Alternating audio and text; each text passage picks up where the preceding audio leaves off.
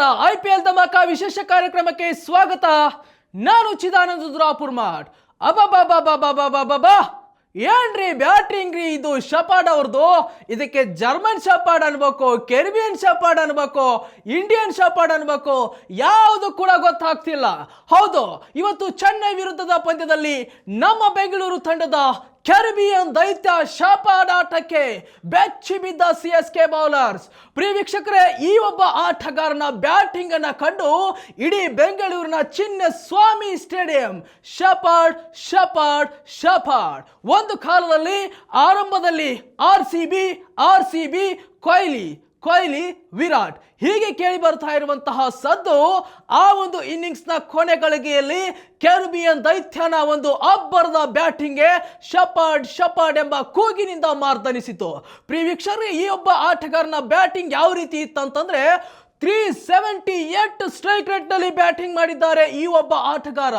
6 sixer, 4 boundary ಸಹಿತ 14 bowl ಅಲ್ಲಿ ಬರೋಬ್ಬರಿ 53 ರನ್ ಅನ್ನು ಚೆಸ್ತಾರೆ ಶಪಾಡ್. ಪ್ರಿಯ ವೀಕ್ಷಕರೇ, ಅತಿ ಕಡಿಮೆ ಒಂದು ಬಾಲ್ಗಳಲ್ಲಿ ಅರ್ಧ ಶತಕವನ್ನ ಬಾರಿಸಿದ ಈ IPL ನಲ್ಲಿ ಎರಡನೇ ಆಟಗಾರರಾಗಿದ್ದಾರೆ. 13 ಬಾಲ್ ಅಲ್ಲಿ ಯಶಸ್ವಿ ಜೈಸ್ವಾಲ್ ಅವರು ಕೂಡ ಅರ್ಧ ಶತಕವನ್ನ ಬಾರಿಸಿದ್ರು. ಆದರೆ ಶಪಾಡ್ ಅವರು 14 ಬಾಲ್ ಅಲ್ಲಿ ಅರ್ಧ ಶತಕ ಗಳಿಸಿದ್ದಾರೆ.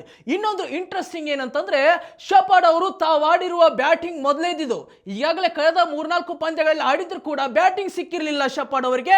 ಈ ಪಂದ್ಯದಲ್ಲಿ ಬ್ಯಾಟಿಂಗ್ ಸಿಕ್ಕ ಅವಕಾಶವನ್ನ ಸರಿಯಾಗಿ ಸದುಪಯೋಗವನ್ನು ಪಡಿಸಿಕೊಂಡ ಶಪಾಡ್ ಅವರು ಧೂಳೆಬ್ಬರದ ಬ್ಯಾಟಿಂಗ್ ಅನ್ನ ಮಾಡ್ತಾರೆ. ಚಿನ್ನಸ್ವಾಮಿ ಸ್ಟೇಡಿಯಂ ನಲ್ಲಿ ಅಬ್ಬರದ ಬ್ಯಾಟಿಂಗ್ ಮಾಡ್ತಾರೆ. ಈ ಒಂದು ಅಬ್ಬರದ ಬ್ಯಾಟಿಂಗ್ ನೆರವಿನಿಂದ ಇವತ್ತು RCB ತಂಡ 200ರ ಗಡಿಯನ್ನ ದಾಟಿ ಉತ್ತಮ ಸ್ಕೋರ್ ಅನ್ನ ಕಲೆ ಹಾಕುತ್ತೆ. ಒಂದು ಹಂತದಲ್ಲಿ RCB ಆರಂಭದಲ್ಲಿ ಒಳ್ಳೆಯ ಬ್ಯಾಟಿಂಗ್ ಅನ್ನ ಮಾಡ್ತಾ ಇದ್ರು, ಆದರೆ ಮಿಡಲ್ ಆರ್ಡರ್ ಅಲ್ಲಿ ಬ್ಯಾಟಿಂಗ್ ಕುಸಿತ ಕಾಣುತ್ತೆ.